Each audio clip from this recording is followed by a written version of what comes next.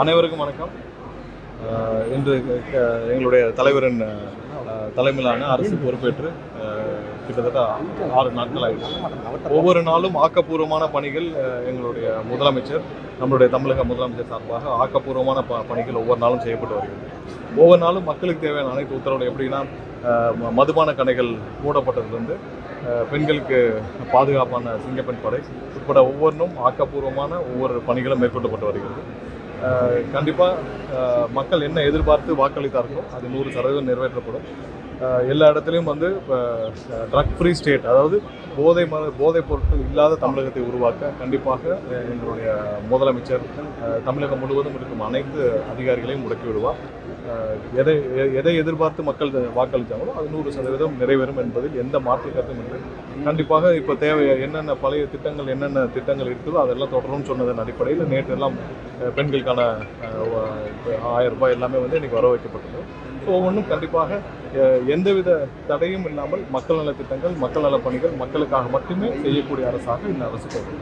சரி, திருப்பூர் தொகுதியிலேயே அதிகமான திட்டங்கள் வந்து இன்னும் நிறைவேற்றப்படாமல் நிறையா இருக்குது. இது எப்படி எதிர்கொள்ள போகிறீங்க நீங்கள் இப்போ அமைச்சர்? இல்லை, கண்டிப்பாக இப்போ தான் வந்து தொடங்கி இருக்கிறோம். இன்றைக்கி தான் வந்து முதல் பதவியேற்ற பிறகு வந்திருக்கோம். ஒவ்வொன்றாக ஆய்வு செய்து மக்களுக்கு தேவையான அனைத்து விஷயங்களும் செய்வோம்.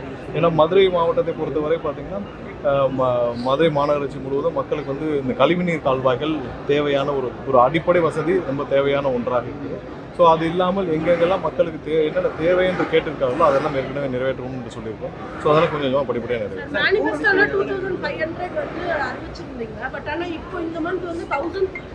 இல்லை, உங்களுக்கு இப்போ பட்ஜெட்டில் அடுத்த வர்ற நிதிநிலையில் இப்போ சேர்த்து தான் அதை அறிவிக்க முடியும். ஏன்னா ஃபினான்ஷியல் பட்ஜெட் முடிஞ்ச பிறகு தான் அதை அறிவிக்க முடியும். ஸோ அதற்கான நிதி ஆதாரங்கள் எல்லாரையும் சேர்த்து தான் அறிவிக்க முடியும். ஸோ அதுக்கு கொஞ்சம் டைம் வேணும்னு கண்டிப்பாக எங்களுடைய முதலமைச்சர் சொல்லியிருக்காரு.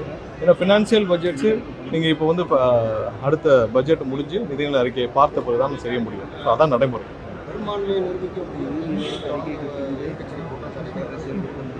பெரும்பான்மையை தான் நிரூபித்தாச்சு. இதற்கு மேலே என்ன 140 பேர் எங்களுக்கு ஆதரவு வாங்கியிருக்காரு. எங்களுடைய கூட்டணி கட்சி சார்பாக நாங்கள் 120 பேருக்கான ஆதரவுகளை நாங்கள் கவர்னர்கிட்ட கொடுத்துருந்தோம். 120 ஆதரவு இல்லாமல் மேலும்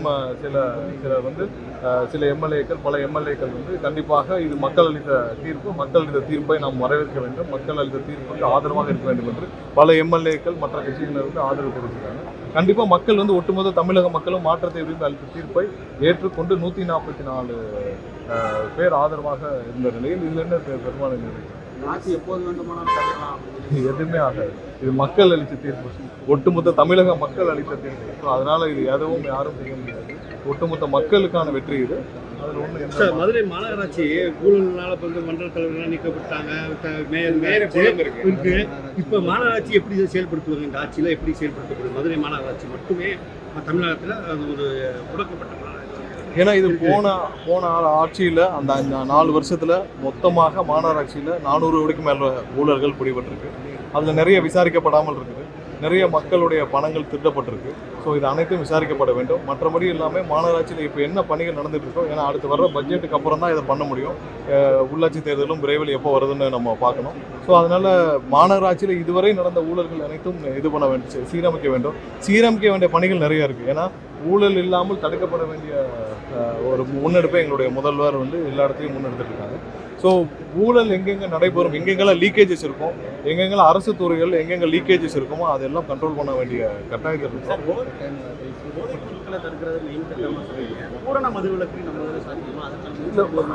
ஒவ்வொன்றும் படிப்படியாக தான் செய்ய வேண்டிய கட்டாயத்தில் இருக்கும். முதல் கட்டமாக 717 மதுபான கடைகள் மூடப்பட்டது. அது இல்லாமல் எல்லா இடத்துலையும் குட்கா போன்ற மதுபான பொருட்கள்லாம் தடை செய்யப்பட்டிருக்கு. அதையெல்லாம் நிறுத்தப்பட வேண்டிய கட்டாயத்தில் இருக்குது. எங்கெங்கெல்லாம் வந்து இல்லீகலாக மதுபானங்கள் விற்கப்படுதோ அதெல்லாம் தடுக்கப்பட வேண்டும்னு ஆல்ரெடி முதல்வர் வந்து சொல்லியிருக்காங்க. ஸோ இதெல்லாம் படிப்படியாக செய்யப்பட்டு என்ன தமிழக மக்களுக்கு தேவையோ மற்றபடி எங்கேயுமே வந்து இந்த தமிழக மக்களுக்கு விரோதமான எந்த ஸ்டெப்பையும் கண்டிப்பாக முதல்வர்கள் எடுத்தாங்க. பழைய முதல்வர் வந்து தொடர்ந்து கடிதமாக எழுதுறாருன்னு சொல்லி முதல்வர் ஏன்னா நீட் தேர்வு யாரும் ஒன்றிய அரசுடைய கண்ட்ரோலில் இருக்குது. கண்டிப்பாக வந்து ஒரு தேர்வை கூட அவர்களால் ஒழுங்காக நடத்த முடியல. எவ்வளோ நேரம் மாணவர்கள் வந்து மன உளைச்சலுக்கு ஆளாவாங்க. ஒவ்வொரு நாளும் மாணவர்கள் வந்து மிகப்பெரிய மன உளைச்சல் இருக்காங்க. ஏன்னா இந்த தேர்வே பெரிய கஷ்டமான விஷயம். இந்த தேர்வுகள் வந்து இவங்க ஒரு தடவை நடத்தி முடிச்சு திரும்பவும் தேர்வு வைக்கிறாங்க, அதுக்கும் திரும்ப ப்ரிப்பேர் பண்ணணும்.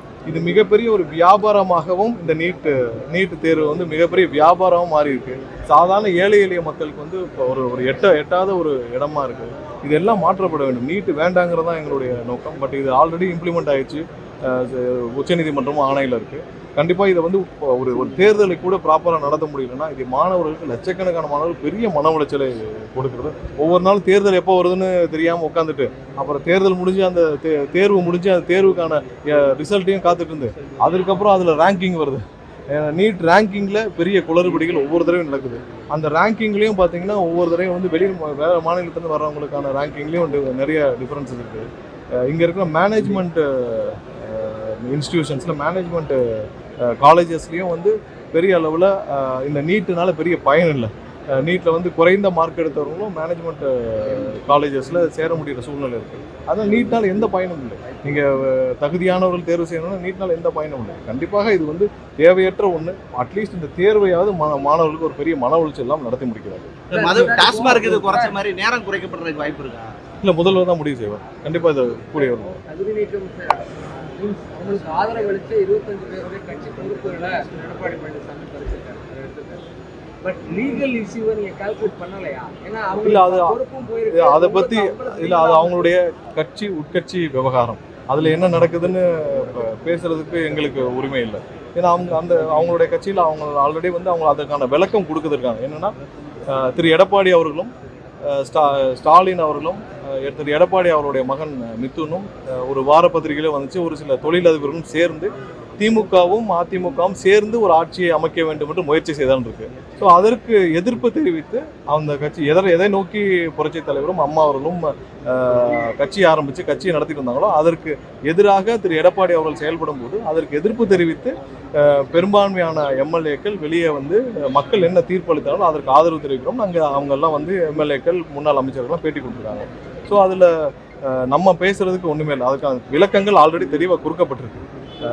உதயநிதியும் ஸ்டாலினும் திரு எடப்பாடி அவர்களும் சேர்ந்து புறவழியாக பின்புறம் வழியாக ஒரு ஆட்சி அமைக்க முயற்சி செய்தார். மக்கள் அளித்த தீர்ப்புக்கு எதிராக ஆட்சி அமைக்க முயற்சி செய்தார்கள்னு சொல்லுவாங்க. எல்லாரும் சொல்றாங்க, அந்த கட்சியிலேருந்து வந்த எல்லா எம்எல்ஏகளும் சொல்றாங்க. ஸோ அதில் அது நியாயமான ஒரு விஷயமா தான் படுது.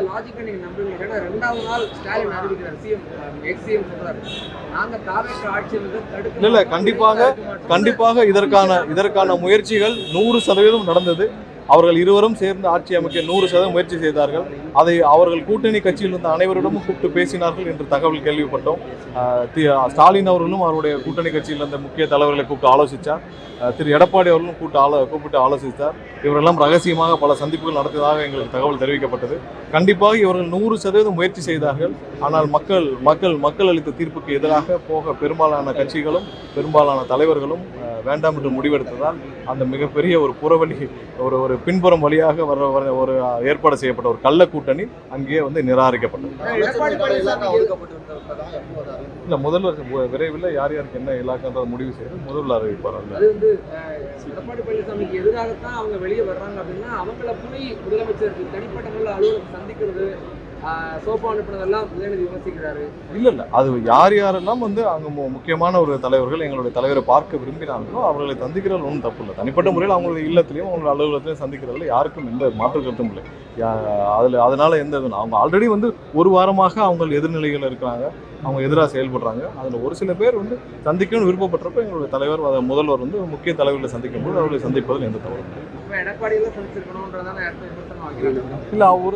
ஒரு சில பேரை ஒரு சில நேரத்தில் சந்தித்தால் அது சரியாக இருக்காது. ஏன்னா அரசியல் சூழ்நிலையில் ஒரு சில பேரை சந்தித்தால் அது மக்களுக்கும் எதிராக இருக்கும், சூழ்நிலை அது எதிராக இருக்கும். அதனால் அது சரியாக இருக்காது என்றதால் சந்திப்பு ஏற்பாடு செய்யப்படும். நன்றி.